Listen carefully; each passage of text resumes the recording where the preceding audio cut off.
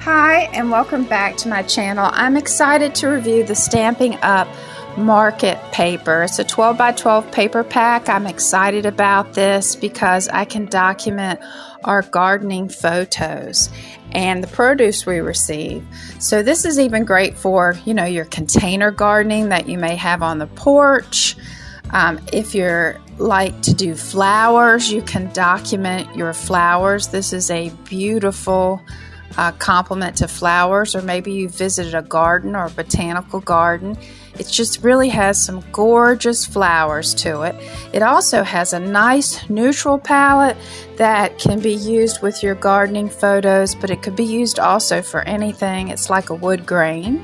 I love the colors in this pack and how you can just use different flowers with it and pop that out along with another neutral color that can be scrapbooked for anything. These flowers are beautiful and would make a wonderful card base, and I love the plaid too.